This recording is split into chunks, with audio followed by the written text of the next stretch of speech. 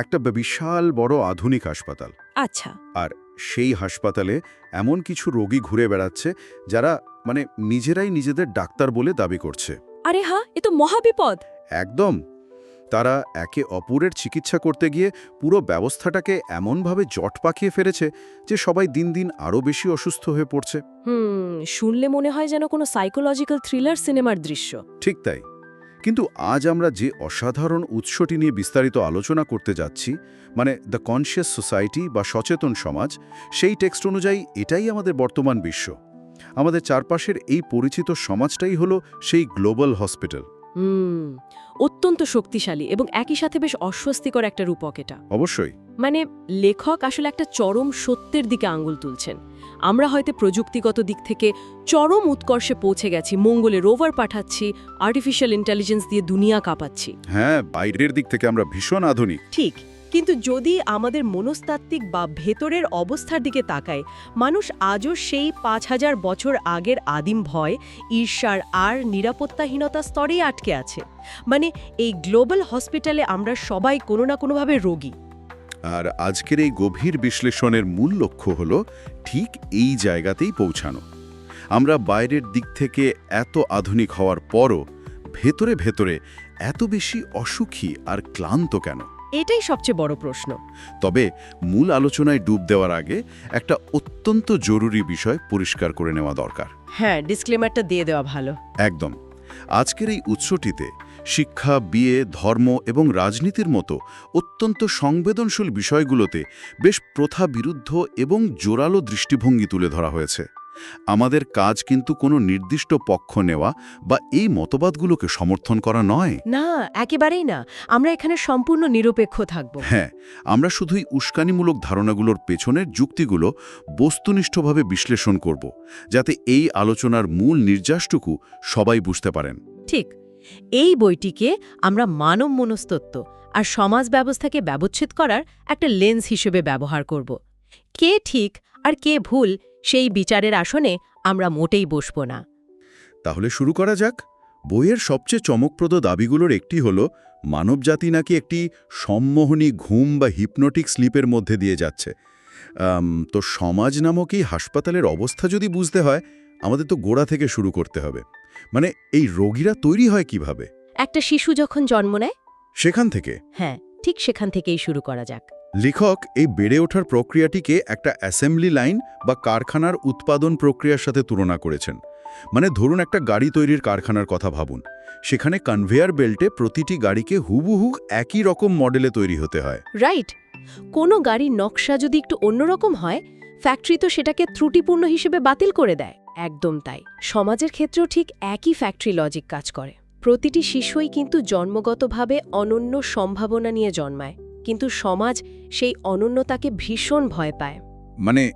সমাজ চায় না কেউ আলাদা হোক? ঠিক বলেছেন। সমাজ কোনো স্বাধীন চিন্তার মানুষ চায় না। তারা চায় অনুগত কর্মী, যারা প্রশ্ন করবে না, শুধু নির্দেশ পালন করবে। ঠিক আছে, চলুন বিষয়টা একটু খুলে দেখা যাক। একটা শিশুকে এই ছাঁচে ফেলা হয় কিভাবে? এর পেছনে মেকানিজমটা আসলে কি? এখানেই নিউরোসায়েন্স বা স্নায়ুবিজ্ঞানের ব্যাপারটা চলে আসে, যা শুনলে রীতিমতো অবাক হতে হয়। বিজ্ঞান বলছে, জন্ম থেকে 7 বছর বয়স পর্যন্ত একটি শিশুর মস্তিষ্ক ফিটা ওয়েভ বা থিটা ওয়েভ স্তরে থাকে। এই থিটা ওয়েভ জিনিসটা কি? এটি হলো মস্তিষ্কের একটা প্রাকৃতিক সম্মোহনী বা হিপনোটিক স্তর। বিবর্তনের খাতিরেই প্রকৃতি এটা তৈরি করেছে, কারণ একটা ছোট শিশুকে খুব দ্রুত বেঁচে থাকার নিয়মকানুন শিখতে হয়। আচ্ছা, বাঘ দেখলে পালাতে হবে, এটা নিয়ে যুক্তিতর্ক করার সময় তো তার নেই। একদম। তাকে সাথে সাথে এটা বিশ্বাস করতে হবে। অর্থাৎ এই বয়সে মস্তিষ্কে কোনো ফিল্টার বা ফায়ারওয়াল থাকে না, যা বলা হয় সেটাই সরাসরি ভেতরে চলে যায়। ঠিক তাই। আর সমাজ এই প্রাকৃতিক ফায়ারওয়াল না থাকার সুযোগটাই পুরোপুরি নেয়। এই 7 বছর বয়সের মধ্যে শিশুকে যা কিছু বলা হয়, ধরুন তুমি একটা বোকা, বা টাকা কামানোই জীবনের একমাত্র লক্ষ্য, বা নির্দিষ্ট কোনো কুসংস্কার, সেটা সরাসরি তার অবচেতন মনে একটা পার্মানেন্ট কোড হিসেবে ডাউনলোড হয়ে যায়। বাপরে, বিষয়টা ভাবলে গায়ে কাঁটা দেয়। এটা তো অনেকটা একটা নতুন কম্পিউটারে অপারেটিং সিস্টেম ইনস্টল করার মতো। দারুণ একটা উপমা দিয়েছেন। মানে যেখানে সেই হার্ডওয়্যারের অর্থাৎ শিশুটির নিজের কোনো নিয়ন্ত্রণই নেই যে তার ভেতরে কোন সফটওয়্যারটা ঢুকিয়ে দেওয়া হচ্ছে। ঠিক। আর এই কারণেই দেখবেন 14 বা 15 বছর বয়স হতে হতে একটা শিশু আর তার নিজের মতো থাকে না। সে হয়ে ওঠে তার বাবা মা, শিক্ষক আর সমাজের অসংখ্য মানুষের কণ্ঠস্বরের একটা অদ্ভুত মিশ্রণ। তার আসল সত্তাটা হারিয়ে যায়। হ্যাঁ, সমাজ তাকে একটা অদৃশ্য প্লাস্টিকের মুখোশ পরিয়ে দেয়। কিন্তু আমার একটা প্রশ্ন আছে এখানে। বয়স বাড়ার সাথে সাথে তো আমাদের নিজস্ব বুদ্ধি তৈরি হয়, তখন আমরা কেন এত সহজে এই ছাঁচে নিজেকে মানিয়ে নিই? স্রোতের বিপরীতে দাঁড়াতে বা সবার চেয়ে আলাদা হতে আমাদের এত ভয় কেন? কারণ আমাদের মস্তিষ্ক সেভাবেই প্রোগ্রাম করা। 90-এর দশকে বিজ্ঞানীরা মস্তিষ্কে মিরর নিউরন আবিষ্কার করেন। অন্যের হাসি দেখলে আমাদেরও অজান্তে হাসি পায়, বা কাউকে কাঁদতে দেখলে আমাদের মন খারাপ হয়। হ্যাঁ, এটা তো খুব সাধারণ একটা ব্যাপার। আর এটা এই মিরর নিউরনের জন্যই হয়। প্রকৃতি এটা তৈরি করেছিল মানুষের মধ্যে এমপ্যাথি বা সহমর্মিতা তৈরি করার জন্য।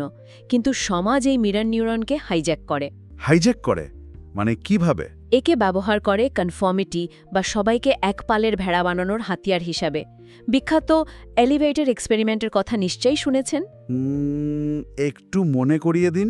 একটা লিফটার বিয়েটোর আগে থেকেই 3 জন লোক পেছনের দেয়ালের দিকে মুখ করে দাঁড়িয়ে আছে। এটা তাদের আগে থেকেই শিখিয়ে দেওয়া হয়েছিল। এবার নতুন একজন সাধারণ লোক সেই লিফটে ঢুকল। সাধারণ যুক্তি কি বলে? লিফটে ঢুকলে দরজার দিকে মুখ করে দাঁড়াতে হয়।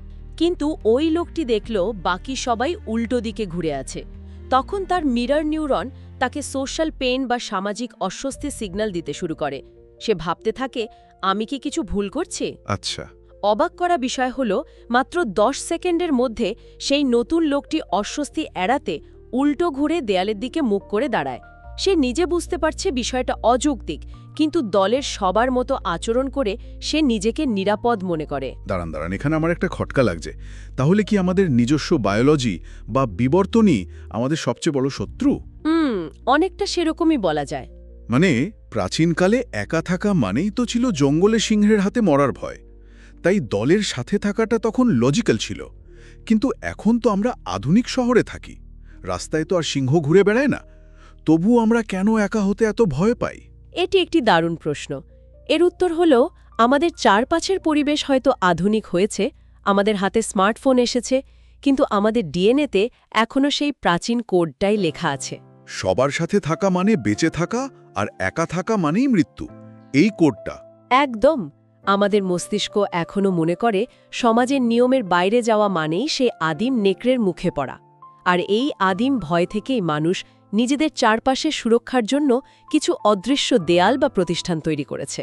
কিন্তু মজার ব্যাপার হলো, লেখক বলছেন সুরক্ষার জন্য তৈরি করা এই দেয়ালগুলোই এখন আমাদের কারাগার হয়ে উঠেছে।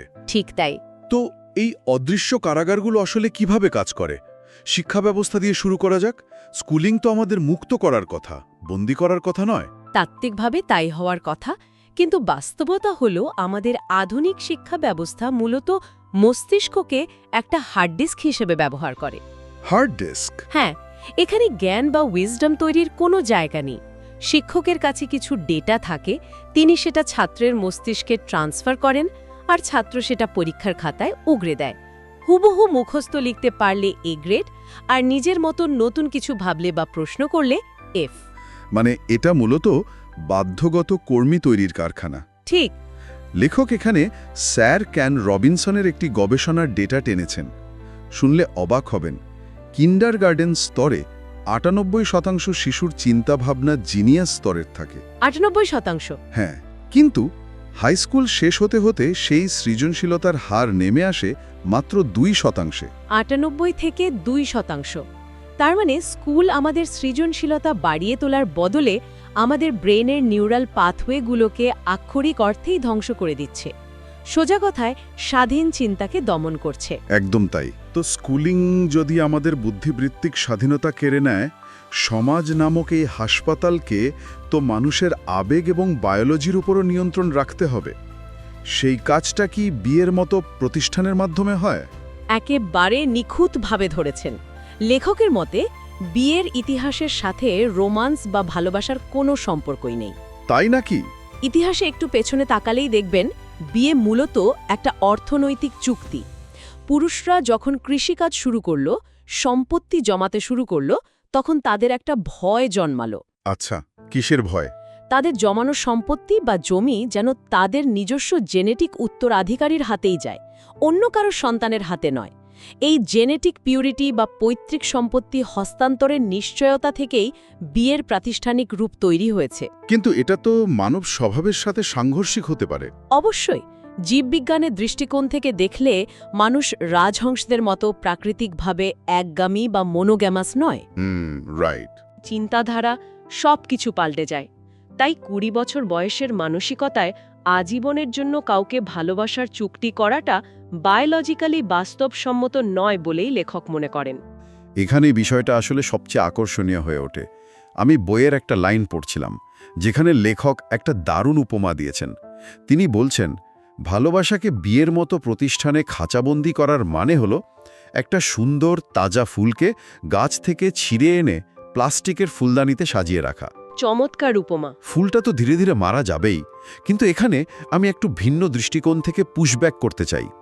এই প্রতিষ্ঠানগুলো কি আমাদের একেবারে দরকার নেই? এগুলো ছাড়া সমাজে কি চরম বিশৃঙ্খলা দেখা দেবে না? আমরা কি তবে একটা মরীচিকার পেছনে ছুটছি? আমরা যদি পেছনের কারণটা একটু দেখি, সমাজ আসলে বিশৃঙ্খলাকে ভয় পায় না, সমাজ ভয় পায় নিয়ন্ত্রণ হারাতে। সমাজ মানুষের এই ভয় এবং অভাববোধকে পুঁজি করেই নিজের অস্তিত্ব টিকিয়ে রাখে। একটু বুঝিয়ে বলবেন?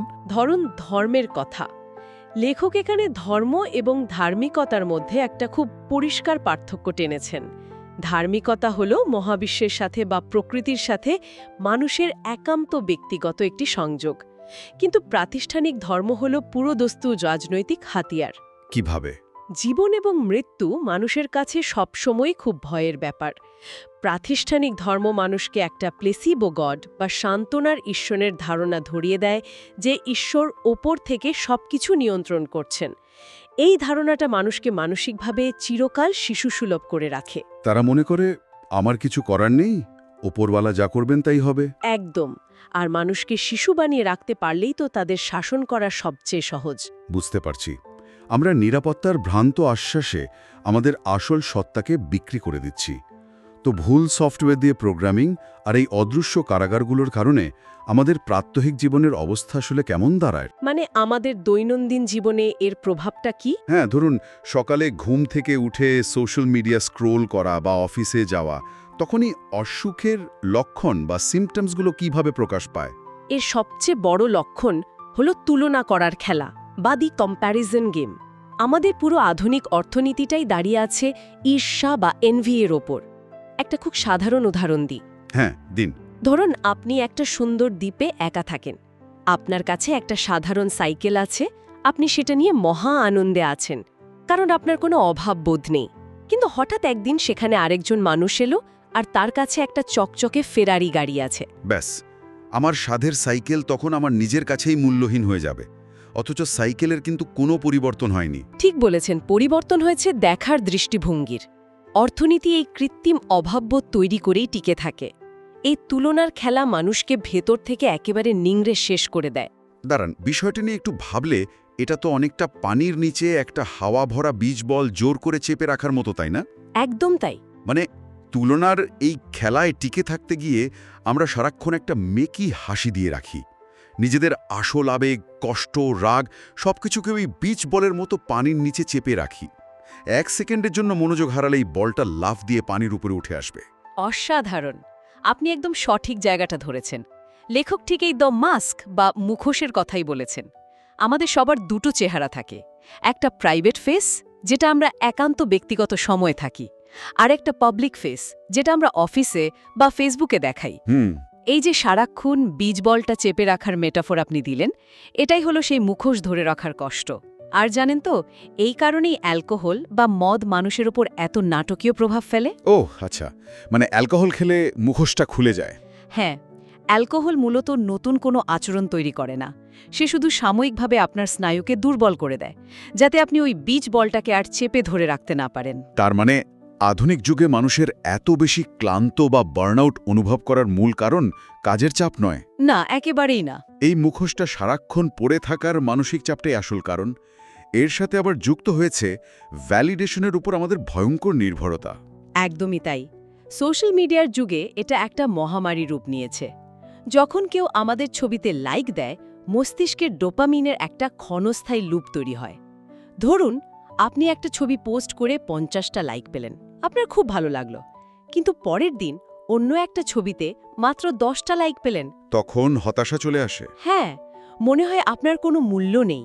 আমরা যেন সারাক্ষণ অন্যদের উপস্থিতি খুঁজছি, এক মুহূর্ত একা থাকতে পারছি না। এই প্রসঙ্গে লেখক লোনলিনেস বা একাকিত্ব এবং সলিটিউড বা নিভৃত বাসের মধ্যে একটা চমৎকার পার্থক্য করেছেন। পার্থক্যটা কেমন? লোনলিনেস হলো একটা নেতিবাচক অনুভূতি। এর মানে হলো অন্যের অভাববোধ করা। কিন্তু সলিটিউড হলো চরম ইতিবাচক। এর মানে হলো নিজের সঙ্গ উপভোগ করা। আধুনিক অর্থনীতি চায় আমরা সবসময় লোনলি বা একাবোধ করি। কারণ অসুখী মানুষই বেশি কেনাকাটা করে। ঠিক। একজন সুখী মানুষ যে সলিটিউড উপভোগ করে, সে এই কনজিউমার অর্থনীতির জন্য চরম বিপজ্জনক। কি দারুণ একটা পর্যবেক্ষণ। তো আমরা তো সমস্যার একদম গভীরে গেলাম। সমাজের সফটওয়্যার কিভাবে আমাদের ফ্যাক্টরিতে প্রসেস করছে আর কিভাবে প্রতিষ্ঠানগুলো আমাদের কারাগারে আটকে রেখেছে। এখন সবচেয়ে জরুরি প্রশ্ন হলো, মুক্তির উপায় কি? মুক্তির উপায়টা বেশ ইন্টারেস্টিং। লেখক তো পাহাড়ে পালিয়ে যেতে নিষেধ করেছেন, কারণ সেখানেও এখন পর্যটকদের ভিড়। তাহলে এই সমাজের ভেতরে থেকেই কিভাবে বিদ্রোহ করা সম্ভব? লেখক বলছেন আসল বিদ্রোহ রাস্তার স্লোগানে নেই, এটা হলো ভেতরের বিদ্রোহ।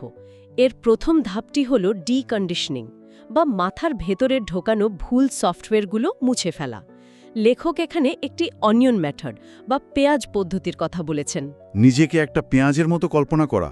হ্যাঁ, পেঁয়াজের যেমন আবরণ থাকে, আমাদের ওপরও সমাজের পরিয়ে দেওয়া অনেক স্তর আছে। নাম, ধর্ম, পেশা, মেডিটেশনের মাধ্যমে এই স্তরগুলোকে একে একে প্রশ্ন করতে হবে এবং খুলে ফেলতে হবে। সব স্তর খোলা হয়ে গেলে ভেতরে কি থাকবে? একটা শূন্যতা। আর সেটাই হলো আপনার আসল সত্য। তার মানে যেটাকে আমরা সন্দেহ বা ডাউট বলি, সেটা অত্যন্ত পবিত্র একটা পন্থা। সমাজ আমাদের শেখায় সন্দেহ করা খারাপ, কিন্তু লেখক বলছেন সবকিছুকে সন্দেহ করাটাই মুক্তির উপায়। একদম। আর এই সন্দেহ করার পরের ধাপটি হল সাক্ষী ভাব বা দ্য উইটনেস হয়ে ওঠা, অর্থাৎ ভিড়ের মধ্যে থেকেও ভিড়ের অংশ না হওয়া। অনেকটা কাদার মধ্যে জন্মানো পদ্ম ফুলের মতো অস্পৃশ্য থাকা। এর একটা দারুণ বাস্তব উদাহরণ হতে পারে ট্রাফিক জ্যাম। হ্যাঁ, বলুন তো। ধরুন আপনি ভয়াবহ একটা জ্যামে আটকে আছেন, চারপাশে সবাই রেগে যাচ্ছে, হর্ন দিচ্ছে। সমাজের নিয়ম হলো আপনারও তখন রেগে যাওয়া, কিন্তু সাক্ষীভাব অনুশীলন করা মানে হলো পুরো পরিস্থিতিটাকে দূর থেকে পর্যবেক্ষণ করা। দারুণ বলেছেন। আপনি তখন পরিস্থিতি পরিবর্তন করতে না পারলেও নিজের গাড়ির এসি আর গান উপভোগ করে শান্ত থাকতে পারেন। লেখক ঠিক এটাই বোঝাতে চেয়েছেন। সমাজ চায় আপনি একটা রোল প্লে করুন। ঠিক আছে, বসের রোল প্লে করতে হলে করুন, কিন্তু ভেতরে ভেতরে জানুন যে এটা শুধু একটা অভিনয়। এই ব্যক্তিকেন্দ্রিক মুক্তির উপায়গুলো তো বুঝলাম, কিন্তু সামষ্টিক স্তরে নতুন কোনো সভ্যতার ব্লুপ্রিন্ট কি লেখক দিয়েছেন? হ্যাঁ, তিনি পরিবার নামক কাঠামোর বদলে কমিউন বা কমিউনিটির কথা বলেছেন, যেখানে শিশুরা পুরো কমিউনিটির সবার ভালোবাসায় বড় হবে। আর রাজনীতি? সেখানে তিনি মেরিটক্রেসি বা যোগ্যতার শাসনের কথা বলেছেন, যেখানে ভোটদাতাদের নির্দিষ্ট বিষয়ে জ্ঞান থাকতে হবে। তাহলে এই সব কিছুর মানে কি দাঁড়ালো? আমি একটু পুশব্যাক করি এখানে। মেরিটক্রেসির কথা শুনতে খুব যৌক্তিক লাগে, কিন্তু বাস্তবে এটা কি আরেক ধরনের এলিটিজম বা নতুন বৈষম্যের জন্ম দেবে না? আপনার এই সন্দেহটা খুবই প্রাসঙ্গিক। লেখক এই সমস্যার সমাধানে বলেছেন যে মেরিটোক্রেসিতে পলিটিশিয়ানদের বদলে ফাংশনাল ম্যানেজার বা কর্মদক্ষ ব্যবস্থাপকেরা সমাজ চালাবেন। তারা নেতা হিসেবে বড় বড় স্লোগান দেবে না, শুধু নেপথ্যে থেকে কাজ করবে। বুঝতে পারছি। যদিও মানুষের ইগো পুরোপুরি মুছে ফেলা সম্ভব কিনা সেই সন্দেহটা থেকেই যায়। তো আমরা আলোচনায় প্রায় শেষ পর্যায়ে চলে এসেছি। আমরা দেখলাম কিভাবে এই গ্লোবাল হসপিটালে আমরা সম্মোহনী ঘোরে জীবন কাটাচ্ছি এবং কিভাবে সেখান থেকে বের হতে পারি। আর এই রূপান্তরের চূড়ান্ত পরিণতি হিসেবে লেখক বলেছেন জোরবা দ্য বুদ্ধার কথা।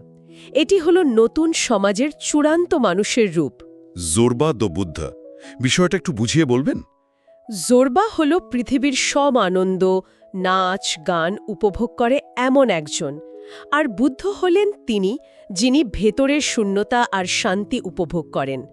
লেখক বলছেন নতুন সমাজের মানুষকে এই দুয়ের অপূর্ব মিলন হতে হবে। কি চমৎকার একটা কনসেপ্ট। তবে আজকের আলোচনা শেষ করার আগে সবার জন্য একটা নতুন চিন্তার খোরাক রেখে যেতে চাই। বইটিতে বলা হয়েছে যে ম্যানুয়াল কাজগুলো রোবট বা প্রযুক্তির হাতে ছেড়ে দিয়ে মানুষ সৃজনশীলতা ও ধ্যানে মগ্ন হবে। কিন্তু ভেবে দেখুন তো, যদি সত্যি আর্টিফিশিয়াল ইন্টেলিজেন্স সব কাজ করে দেয়, মানুষ কি সত্যি জরবার দা বুদ্ধ হয়ে উঠবে, নাকি আমরা মেটাভার্স বা ভার্চুয়াল জগতে ঢুকে আরও জটিল কোনো মুখোশ আর তুলনার খেলায় মেতে উঠব? সত্যি এটা গভীরভাবে ভেবে দেখার মতো একটা বিষয়। প্রযুক্তি আমাদের মুক্ত করবে নাকি নতুন শৃঙ্খল তৈরি করবে, সেটাই এখন সবচেয়ে বড় পরীক্ষা। একদম। আজকের এই চমৎকার বৌদ্ধিক পর্যালোচনায় যুক্ত থাকার জন্য সবাইকে অসংখ্য ধন্যবাদ। আশা করি এই আলোচনা অদৃশ্য দেয়ালগুলোকে নতুন করে চিনতে সাহায্য করবে। বিদায়।